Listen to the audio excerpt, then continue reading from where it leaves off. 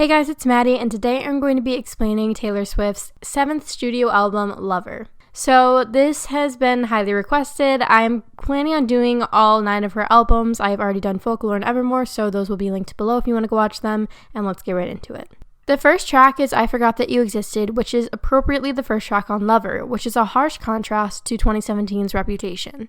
However, I think that the last track on Reputation, which is New Year's Day, flows nicely into I Forgot That You Existed, which is an upbeat, lighthearted anthem. In a way, I think that Taylor's recognizing but discarding the previous stage of her life. It truly just acknowledges the fact that she's moving on without any feelings attached. It could also be about several other real people, but at the surface, it's an anthem of moving on. Track 2 is Cruel Summer, which is a track of vulnerability, especially that she felt at the beginning of her relationship with her current boyfriend, Joe. She first met him at the 2016 Met Gala when she was still with Calvin Harris, and soon after started seeing Tom Hiddleston. She seems to be communicating that she was falling in love with Joe, while simultaneously being in what seemed to be a physical relationship. It was a hard time for her, and in her own journal, she calls the summer of 2016 the apocalypse. Track 3 is Lover, which is a pretty self-explanatory song. It's a love ballad for her boyfriend, Joe.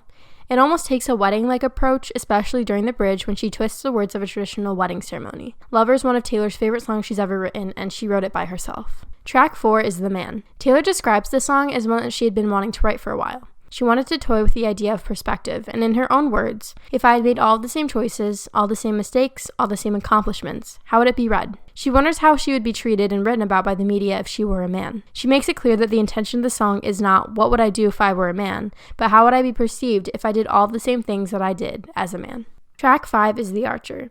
Sonically, The Archer seems to be a big build-up throughout the whole song, only to release to nothingness, much like anxiety, which Taylor's known to struggle with.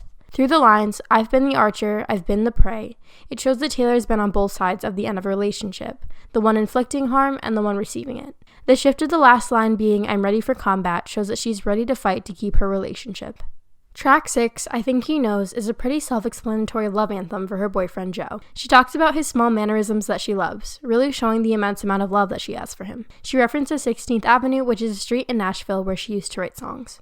Track 7, Miss Americana and the Heartbreak Prince, has almost a dual purpose, either following a high school romance or her decision to become outspoken on her political beliefs. In this case, I'm going to discuss the route that indicates her becoming vocal. She has been deemed as America's sweetheart, and in the first verse, she sings about her love for America and how that has slowly faded under the presidency of Donald Trump. Her references to voting, scoreboards, losing, and American stories make it clear that this is about more than high school. Her documentary is also titled Miss Americana, which is clearly a reference to this song, and in the documentary, she voices a lot of her political beliefs. Track 8, Paper Rings, is another love ballad, but more so about commitment. She reminisces on their love story, no pun intended. The fact that she would marry him with paper rings shows that she loves him so much that she would be more than willing to throw away any formalities because they don't need them to prove their love. Track 9 is Cornelia Street. Taylor rented an apartment on Cornelia Street in Manhattan while her other apartment was being renovated. She reminisces on the effect Cornelia Street had on her life, all the memories and nostalgia. She says that she tends to attach certain memories to places where they happened. She wrote this song alone. Track 10, Death by a Thousand Cuts, was actually inspired by the movie Someone Great. She says that while at the time most of her music was autobiographical, she did draw inspiration from other people or things and their art. She had actually had dreams that followed the storyline of the movie where 2 characters broke up after an 8 or 9 year relationship. She draws the comparison of a breakup to a slow, painful death. Track 11, London Boy, is about Taylor's boyfriend Joe. He's British, so naturally the song's about him. The relationship has been known to be fairly private, so the song finally introduces some of the things that they've done together. It's supposed to be a fun, upbeat anthem. She makes several references to both England and America and says that her heart lives with her boyfriend. Track 12 is Soon You'll Get Better. This is a heartbreaking song dedicated to Taylor's mom, Andrea, who suffers with cancer. It was a very difficult song to write, and it was a family decision about whether or not to include it on Lover. Taylor is very, very close with her mother, and she makes it clear through the song, especially in the line, "What am I supposed to do if there's no you?"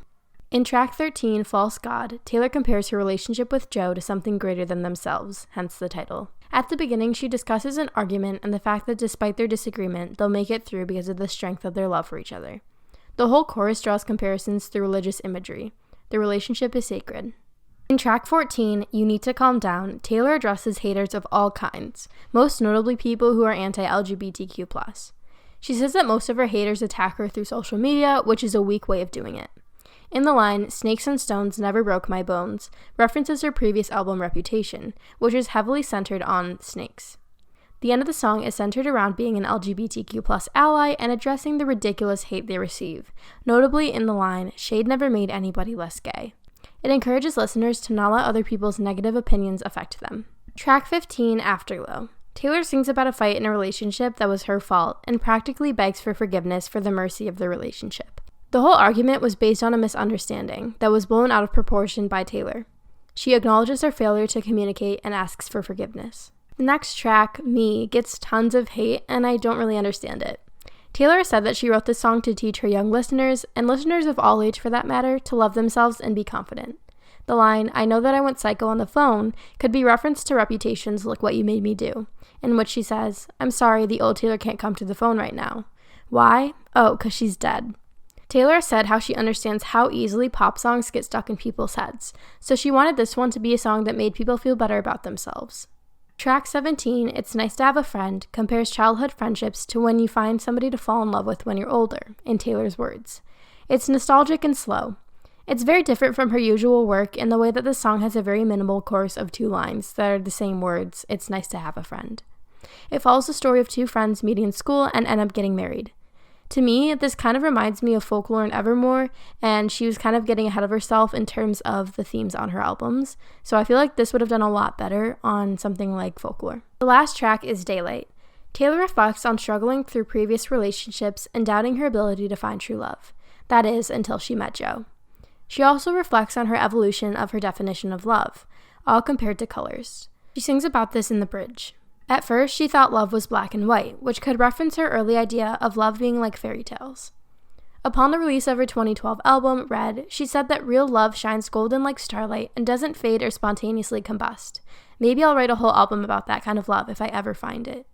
In Daylight, she sings, "I once believed love would be burning red, but it's golden," which shows that she has found her soulmate.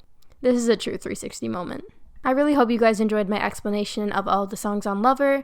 Again, these are theories, but these are really easier to explain because they're very autobiographical and there's actually substance, like proof, to all of them pretty much. And for Folklore and Evermore, it kind of takes a little bit more explaining and theorizing because they're all made up stories for the most part. So yeah, I hope this made sense to you guys. Let me know if you want me to do Reputation next. I would love to do all of her albums, and I'm pretty much going in order at this point. So yeah, thank you guys so much for watching, and I will see you in my next video. Bye!